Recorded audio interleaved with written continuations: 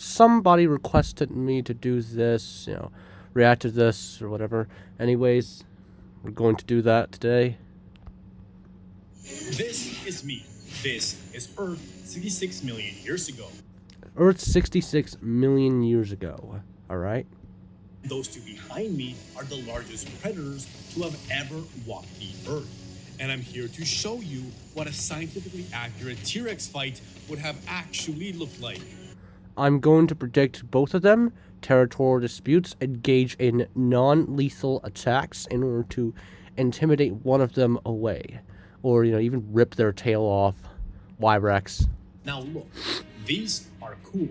They're long, dynamic, and obviously cost millions of dollars to choreograph, film, and animate. Yes. But like most things from Hollywood, these fights and the creatures in them are much more concerned with being exciting for a modern audience. Yes. Than with realism. Yep. Really. Every single dinosaur fight that I've seen in movies is just incredibly awesome, bro.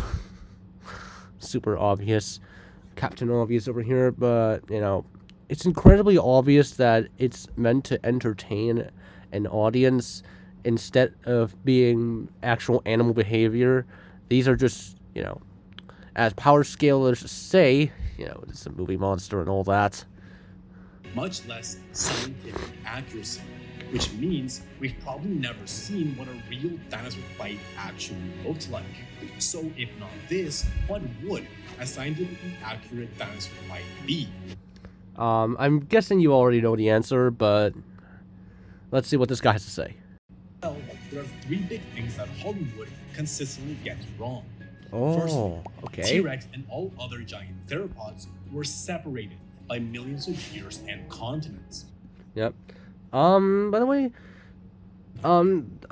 he placed the Giganotosaurus and the Carcharodontosaurus in the wrong areas. That South American one here, he placed the Carcharodontosaurus, when in fact it should be the Giganotosaurus.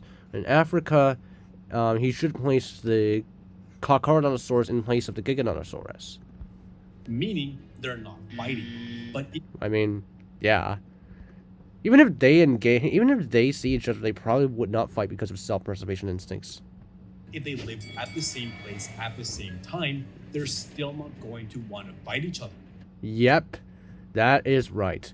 As you can see here, Spinosaurus and Carcharodontosaurus both lived in Africa around the same time, but any confrontations probably never escalated to exchanging blows. Both of them are predators serving different ecological niches. Carcharodontosaurus hunted sauropods, Spinosaurus hunted fish. Animals are not dumb. Any fight puts them into mortal danger, and the reward has to be worth dying over, which is why they only fight over three things. Mating rights, territory, and self-defense. Yeah. They don't fight to the death in a samurai duel, alright? A samurai duel is just super ridiculous, and really no one wants to see them. We're getting tired of them, alright?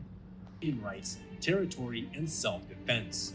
The first two don't typically apply to different species. The first, for obvious reasons, and the second, as T-Rex would be far too busy doing its own thing to care about Spino chowing down on some fish.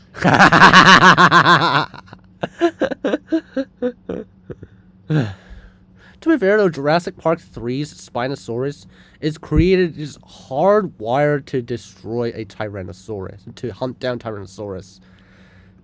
Sure, Spino... just kill Tyrannosaurus. Sorry. Same way. And the third is mainly about predator versus prey, or really dire survival scenarios, which are rare.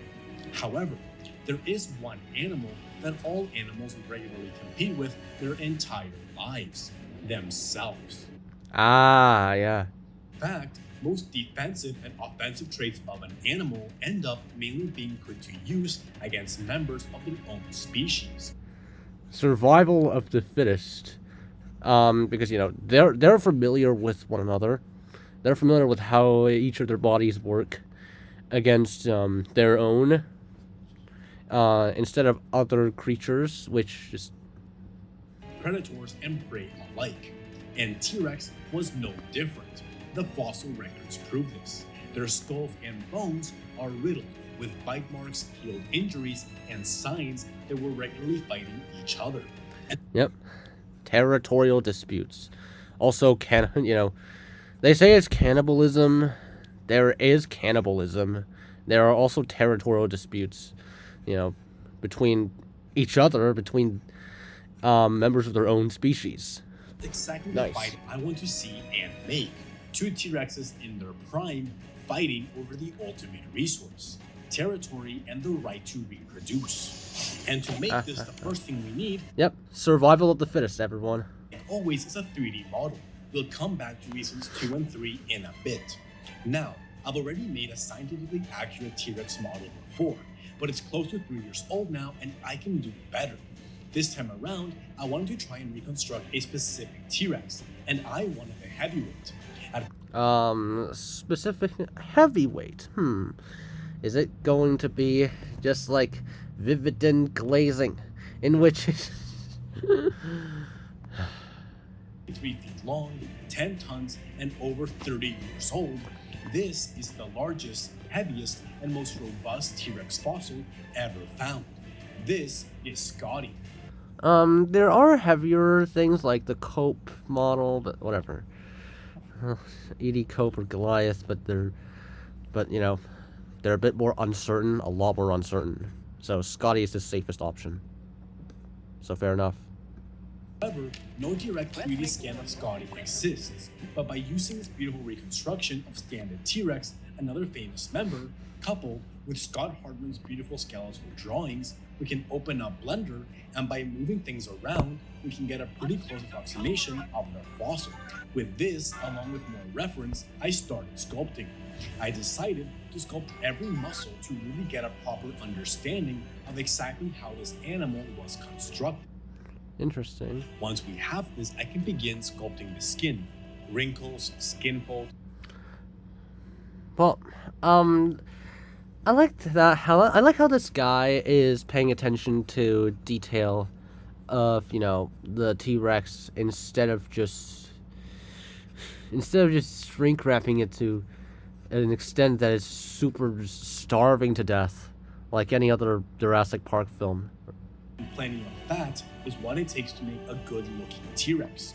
Once I had this base sculpt, I brought T-Rex should be fat. I mean, especially compared to other big theropods, T-Rex should be particularly robust. into ZBrush to give it the fine detail. Now, something I want to address. We actually have fossilized T-Rex skin showing the shape and size of the scales that covered its body. And the scales are tiny. So when we apply these to our model, it results in skin that is much smoother than what we see from the oversized but inaccurate. These crazy these crazy scales are also just super ridiculous. They just make them look way less accurate than way less natural than it should be. In Hollywood's dinosaurs. Just look at them. They feel like they are awesome bro hybrids seen in Goji Center's Hybrid War. In fact, from afar, most dinosaurs would have looked almost entirely smooth, with a small size of their scales making them nearly imperceptible from a large distance. So don't complain. I then gave it a lot of armor around its face, as this part would have been covered in heavy keratin. Ah, alright. Nice detail. Made of, to protect it from bites and attack. Bites and attacks, especially from other Rexes. If they don't have those keratin, chances are these bites could have been lethal and a decline in population would occur. In fact, the skulls of T-Rex were among the most heavily armored of the Tyrannosaurids. Why? Because T-Rex had the most powerful bite force of any land animal to have ever existed, and at 12,000 pounds of force, that's 2 to 3 times stronger than a saltwater crocodile, twice as strong as a great white, and up to 30 times stronger than a Rottweiler, meaning the most apt comparison is a hydraulic press. Hydraulic press. This thing will not only pulverize bone, but it will be able to bite through a car door. And the Bite through a car door. Kind of slow in Jurassic Park. Oh god, power scalers are going to be... power scalers are going to use it as a feat. biting each other's faces. And you'll notice that the teeth are now mainly covered with lips. Yep. I mean, lips do make sense. Otherwise, lips are necessary for an animal like a T-Rex, to preserve those teeth. Otherwise, the gums are going to rot away. Or they seldom were. Why? Well, the short explanation is that the erosion on their teeth is much more consistent with that of lipped animals, whose teeth are kept moisturized by the saliva in their mouths, as opposed to that of crocodilians, who use the water to keep their teeth moisturized.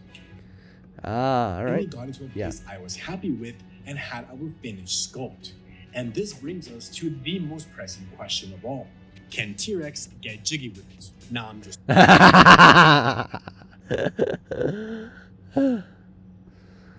It's always nice to incorporate some humor into the videos as well.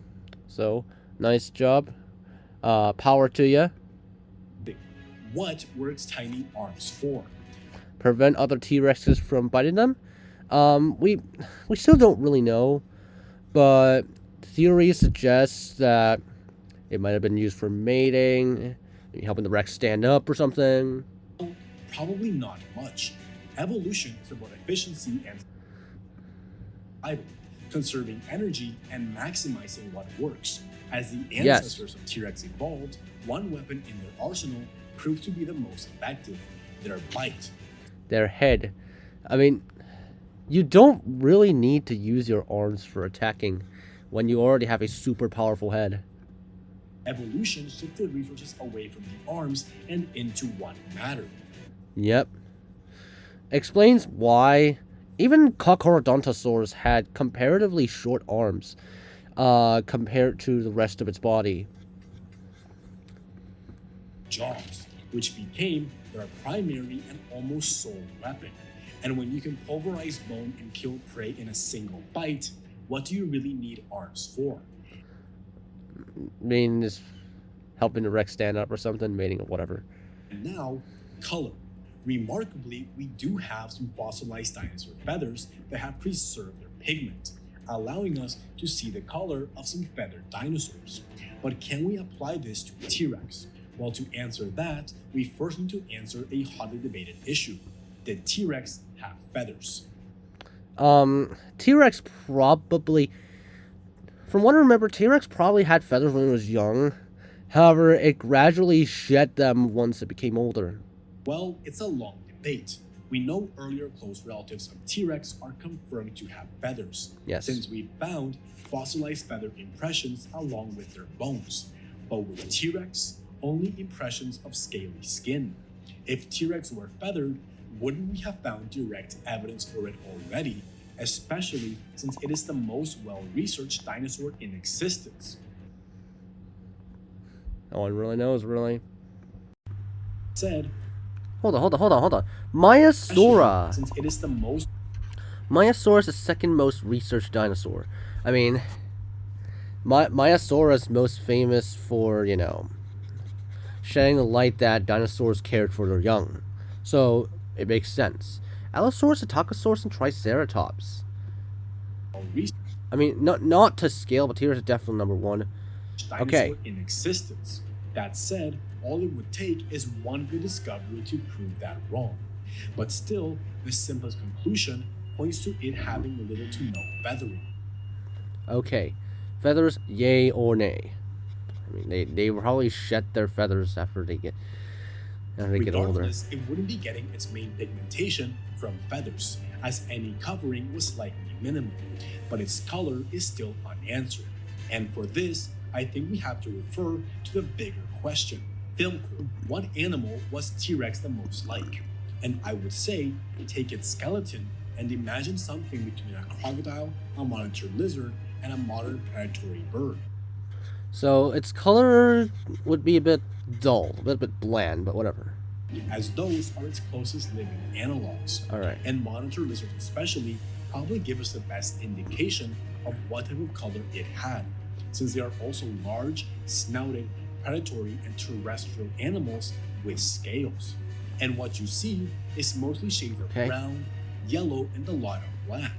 And the thing you do not see across any of these animals, or in large carnivores in general, are vivid, bright colors for use in sexual selection, which is why I opted against giving it bright red markings or any colored indication of sexual dimorphism on any part of its body.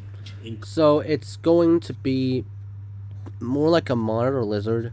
It's going to be dull in color, a bit dark. And, you know. Ah, man, sorry. Sorry for breaking wind constantly. Its horns. So all of this dictated the final paint job. And after some rigging, we have our finished T-Rex. As you can see here, this T-Rex, we've got the the front head, as you can see here, it looks kind of weird, but you know, look at this. But okay. Scotty is trademarked, so I think my T-Rex needs its own name. And considering candid bear fight videos is what inspired me to make this, I think there's no better name for it than the current top predator of North America. So meet Grizzly the T-Rex. Grizzly the T-Rex. Nice. Now, with the model done, we need its rival. Scotty has a very distinct face shape. So to differentiate it, I pulled up a skeletal drawing of Sue. Yeah, Sue v. Scotty. What did actually happen though? Because of sex and, because, you know, there are sexes. Largest T-Rex specimen and altered it to match. I then gave it different scars and a unique paint job, which I kept very close to the first. After all, most animal species don't see huge differences in color amongst their members, and the challenger to the king was ready to go. Considering these are the tyrant lizard kings, they need a queen to fight over. So there probably should be something much more similar to Scotty. Like, for example, Y-Rex before the before the tail was. But just like with modern reptiles and birds, it's almost impossible to tell the difference between a male and female by simply looking at them, much less by only looking at their fossilized bones, as most reptiles and birds do not exhibit many sexually dimorphic traits like mammals do. But interestingly enough, we do have two confirmed specimens of a female T-Rex, and we know they're female because they have an extra layer of bone called a medulla bone. But Sue doesn't have them, right? Which only forms when a female bird is actively producing eggs and requires extra calcium to do so. There's no scan of them, but by using photo reference of Barbara. So it's Scotty versus Sue, that is potentially male, against, you know, who's going to get Barbara. We can alter our sculpt to match the confirmed female Rexes we know of, and voila, we have our cast. And now it's time for the next step, animation. But for that, how would a fight really play out? How would it end? How would a fight really play out? They will both try and intimidate each other. If it fails, then they begin fighting, but in a non-lethal way, until one of them backs off. On the second point that Hollywood consistently gets wrong, the way these fights actually play out. If you've seen any recordings of candid animal fights, you'll see that it's typically much more awkward and tense than the dramatic choreography we see in movies. Dramatic choreography. So my God, look at that. Awkward and tense. Yep, much more awkward, because they don't really want to kill their own species. It's just natural. They just want their opponent to back off, and that's it. Choreography we see in movies. These ones, they want to fight to the death, so exactly how would two T-Rexes engage in combat? Well, I wanted the opinion of an expert, So I reached out to British paleontologist, evolutionary biologist, senior lecturer at Queen Mary University, author of the Tyrannosaurus Chronicles, and expert on all things T-Rex, Dr. David Hone. So Dr. David Hone. big Nice. fights are when Consulting things are paleontologist. very evenly matched, and there's something really serious on the line. Mad spitballing, like 9 times out of 10, nothing happens. As in, they square up a bit. There's Thing about Goji Center, they don't really talk. They don't really engage with paleontologists. That means they're going to be less trustworthy than Vividin or this guy. roaring They actually consult paleontologists. pacing. Hopefully Goji Center does whatchamacallit, consult with paleontologists later on if they decide to make a paleo accurate video. Gorilla chest beating equivalent, and then one goes, you can have it. Because it's fairly easy to get badly injured, and actually no one wants to get badly injured. So yeah, a fight is going to be an awful lot of posturing, an awful lot of displaying, and occasionally descend into a scrap. It's not like it's that. It's the build-up. It's the squaring off. It's the posturing. You know, they're going to stand up. You want to maximise your life, or you're missing out on an opportunity to prove that you're bigger. You know, we don't know, but these are big things with big jaws. You know, maybe just Big things with big jaws. You know, that could be part. I should be opening captions. Let's see. Very evenly And things about something real serious on. Okay. Stand up. You want to maximise your height, or you're missing out on an opportunity to prove that you're bigger. You know, we don't know, but these are big things with big jaws. You know, maybe just opening and that could be part of it. Like, look at my jaw now. Look at the size of my teeth. Yeah. And then it's only that 1% that gets really serious, and even then, may not be that bad. They want to size each other up, and they want to use their jaws to try and intimidate them, intimidate each other. Matches with what we see in the fossil record, in that there's It's 99.9999999%. It's not going to be lethal. At the offset, it's lethal. It's because one of them bit too hard. huge numbers. Probably accidentally bit too hard. Something like half of them have all these facial bites. There's a couple of really nasty ones. I described this juvenile, and a chunk of the top of the brain case is missing, with like a row of holes round. But it's healed round the edge. So Yes. if you walked it off. If Yes. you're getting into a big scrap, it's going to be head to head, and it's going to be a lot of stand off, head to head, this kind of thing. I can imagine they end up side to side. You can really size someone up when you stand right next to them and go, actually he's quite a bit bigger. And a lot of these bites we see are right down the side of the face, and so they're kind of almost taking turns, because of course what you really want to do is get a solid bite like that. That will do a lot more damage potentially. And again, we do see pips along the top of the thing, so they're definitely getting some stuff in like that. Peter Jackson's King Kong does this very well. Inertia of large things. I mean, Newton's first law.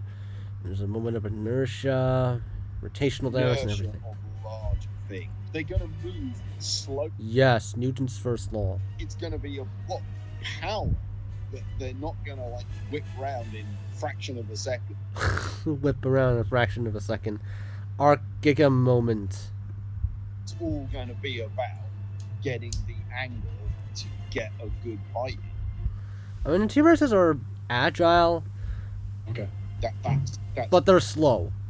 to be your aim. So with the finished models and everything the doctor laid out, I could begin prepping the fight. And the first step was to make an animatic to get Dr. Hone's thumbs up. I quickly drew up some storyboards laying out exactly how I envisioned the fight going, and I opened up Melanote, an online canvas that helps you plan Anyways. to get it into my motion capture suit and got ready to channel my inner T-Rex. Now, Skipping the, I'm skipping the sponsor segment. It's not really intrusive, thankfully. So I'm going to give you guys a secret to successful fights, which means three, including T-Rex and all modern speaks to their secret to successfully motion capturing a dinosaur. Okay. And it speaks to their anatomy.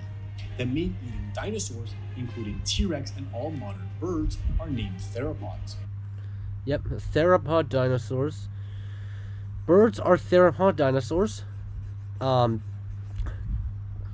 chicken you eat, the turkeys you eat, the swans you see, the ducks you see, they are theropod dinosaurs. You're eating theropod dinosaurs every day. Which means three-toed. Why? Because just like dogs and a lot of other animals, theropods walk on their toes. Humans, however, we walk on our heels. So the secret, just make sure that each step is toes first. Once I remember I was an adult man acting like a dinosaur in front of my computer. Once I remember I was an adult man acting like a dinosaur in front of my computer and I had gotten what I needed, I was able to bring that motion into Blender, apply it to my models, and then with some tweaking, well, a lot of tweaking, we had the finished animations. Not bad. As you can see here, It was now they're done. quite stiff. They should, the motion should be quite stiff, like walking with dinosaurs. Because, these, in the end, the dinosaurs, they're not humans, they're not mammals, they're not going to be extremely flexible. Real engine so we can do the scene build and get our final image. I ported everything in and assembled the full edit of the fight. I really wanted this to look realistic, so I used long lenses and tried to get angles that a nature photographer would be getting if they filmed this for real. Once I was edit, it was time to build the surroundings. I mean, realistically, a T-Rex wouldn't really bother with the photographer. Nature photographer would be getting if they filmed this for real. Once I was happy with the edit, it was time to build the surroundings. So just what did T-Rex's home look like? Well, T-Rex inhabited much of western North America, a land known as Lyrimidia. This spanned from the northwest, where light snowfall and seasonal shifts were common, to the east, which saw milder, more stable climates, Creek. and to the southwest, which was shaped by volcanic activity. But among these, the most iconic T-Rex habitat was in the east, home to the famous Hell Creek Formation. Yeah, Hell Creek. The most famous formation ever. The most well-researched and studied fossil site and habitat in the world. Yes.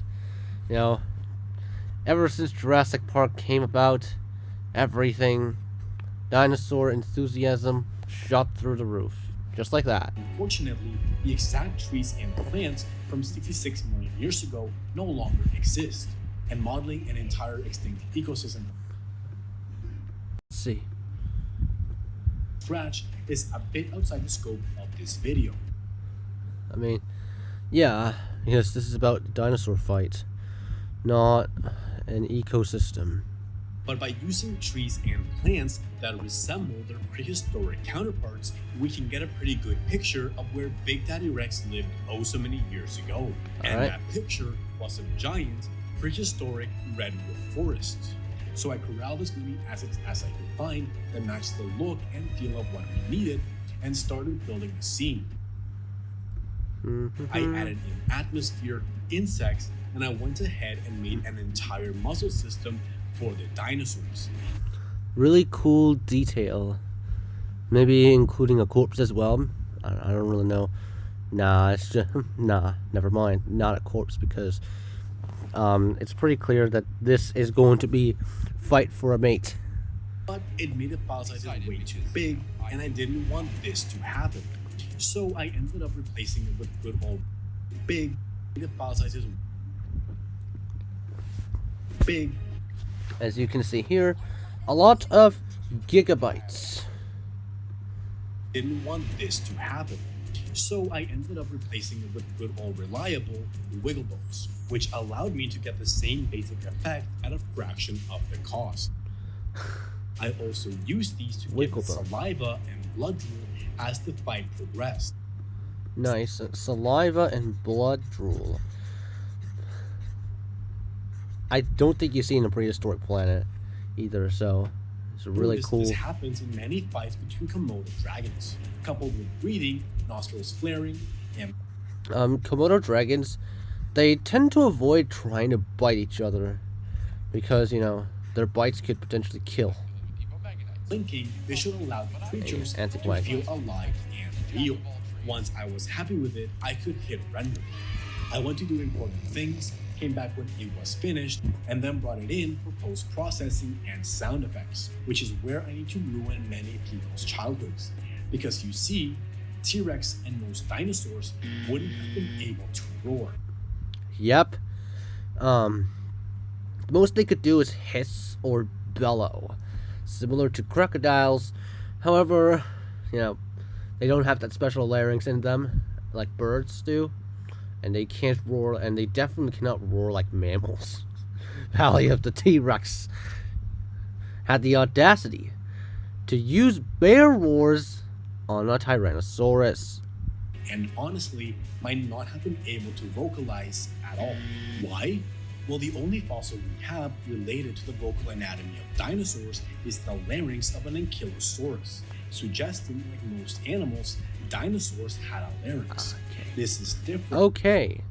from birds who sing using a special vocal organ called a syrinx, which might I always confuse that. Sorry. So, dinosaurs had a larynx, but not a syrinx like birds do.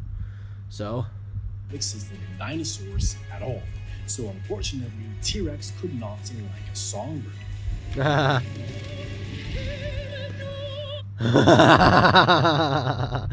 but imagine though, a scene where a T-Rex could sing like an orchestra, like in an orchestra. It's crazy. It would be absolutely hilarious. And the thing is, they're not all made equal. Some reptiles have larynges that allow vocalization, and others are completely silent. And when it comes to dinosaurs, we just don't know which type they had. But it doesn't mean T-Rex made no sound at all. Hisses, bellows, and slapping the surroundings are all sounds that animals make. Fair point. So, you know, T-Rex probably made hisses and bellows. That's all I'm gonna really say here. But let's see what this guy has to say. Almost definitive sounds a T-Rex would have produced. If it did have a functioning vocal larynx, it would have sounded not like a bird or a mammal, but instead more like a crocodile. Yes. As their more prehistoric vocal anatomy is probably much closer to what dinosaurs would have also sported, which is exactly what YouTube channel Studio did. It took the sounds of crocodilians, along with other reptiles and non-syrinx-based birds, and scaled them up to the size of T-Rex and other dinosaurs to produce the most scientifically possible dinosaur sounds available to date. And he's graciously allowing me to use them. So go check out his video to hear the full range of dinosaurs he's brought back to life. So with Nice. Anyways, in mind, I built the soundscape of this titan using as many of these non-roaring, biologically possible sounds as possible. And after all this, we had our finished fight. But I wanted to do something with everything we've learned so far, which is why I'm turning this T-Rex into a plush toy. This will be the first scientifically accurate T-Rex plushie ever made. plushie. This will Plush be the toy, first nice. scientifically accurate T-Rex plushie ever made. And for just $2, you can reserve your spot and help us bring it to life. Hat and sunglasses will be removable. Grizzly the T-Rex. With all those scars and those colors, I like this. However, I don't think I'm going to be able to afford that. The second link down below to claim your grizzly. And now, without further ado, this is what a T-Rex fight actually looks like. Kindly use headphones for best experience. I predict it's going to be it's just going to be intimidation, escalation, non-lethal attacks, non-lethal bites, and then that's the end.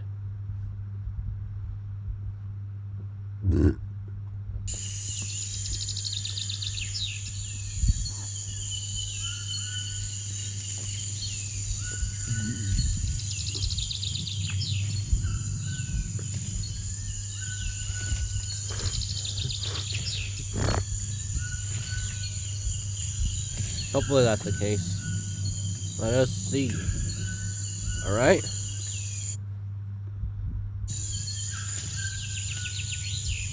Okay. For the budget, I'm not going to complain about some animation easing errors and all that. This is not Prehistoric Planet, alright? This is not going to be Prehistoric Planet level quality. So, I can't really say it. I can't really say anything about it.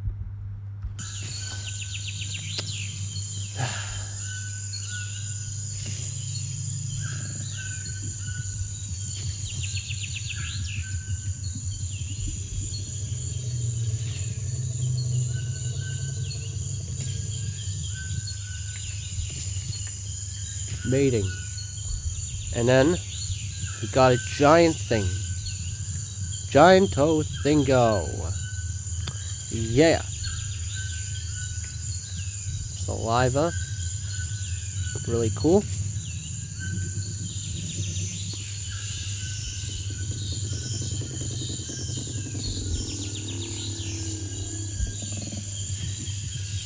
So, two T-Rexes are going to be battling each other out. They're going to be encircling each other, which is a good thing to see. I mean, it makes sense because, going in first play would be an incredibly silly move. That would just, you know, just not be beneficial at all for anyone. His bellow. Nice. We're going to be sizing each other up.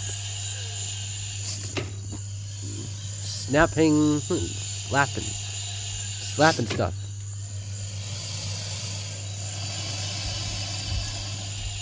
I like the hissing. This just feels way more natural than it should be, you know? Now they're going to be fighting each other. Alright.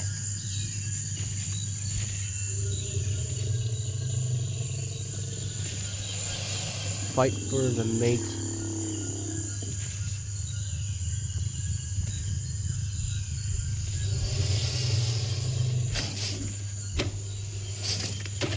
Alright. Fighting each other to try and size each other up once again. Okay. Now it's time for them to really go in. As you can see here.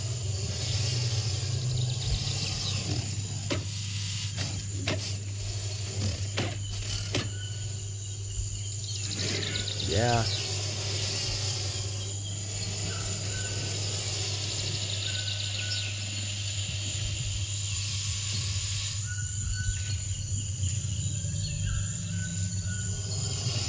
It's obvious. But, you know,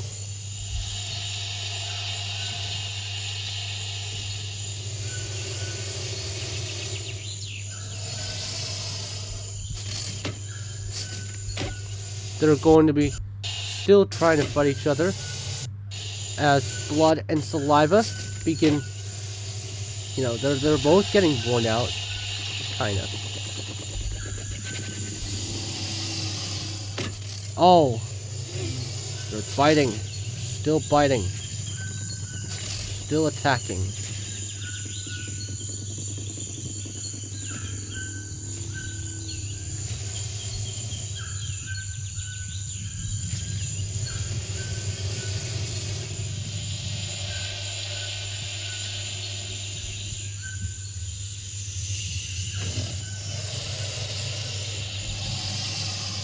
They're still going to try and fight for the mate. But they are not going to attack lethally because, you know, that's not how nature works in general. So we've got this T-Rex, the other T-Rex.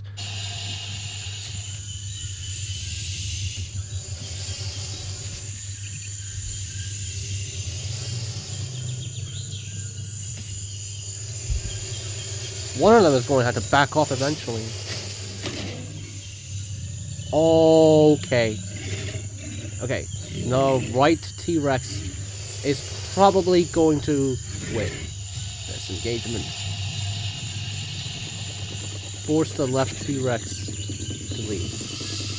Because this is this is quite a powerful bite that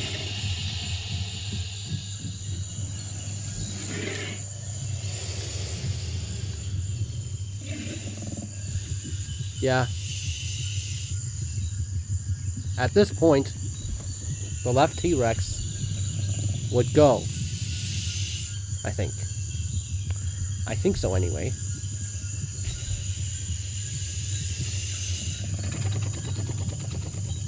Yeah. There it is.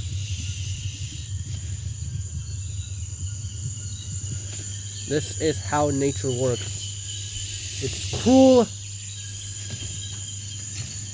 It's cruel, but there it is. It's cruel but fair. And that's really all I gotta say.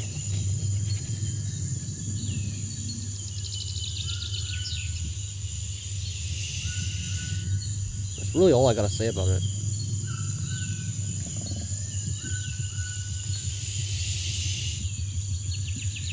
There it is.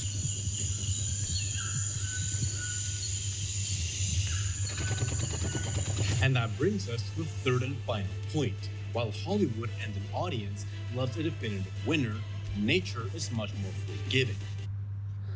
I mean, yeah. Nature doesn't really want these animals to fight to the death because it would just work against it. Seriously. And most fights do not result in death. The aim of the fight is never to kill, but simply to win. And that's what we saw happen here.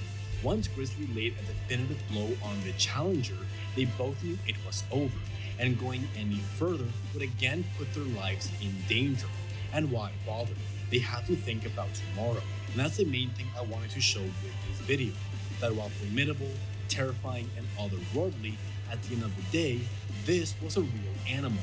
Both of them are animals, not movie monsters who love fighting to the death. Exactly. This man is spitting facts all around. A movie monster, and I hope I did that. So let me know what you thought of the fight. It was a really cool, realistic fight of two animals. Two realistic depictions of animals just trying to do something. Trying to fight for a mate and, challenging territory and all that. But this is probably the best video that I ever saw about a T-Rex about T-Rex fight and all that. So, yeah, I think that's pretty much all there is to say, really. Thank you guys for watching. Hope you enjoyed it, and I'll see you all in the next one. Bye-bye.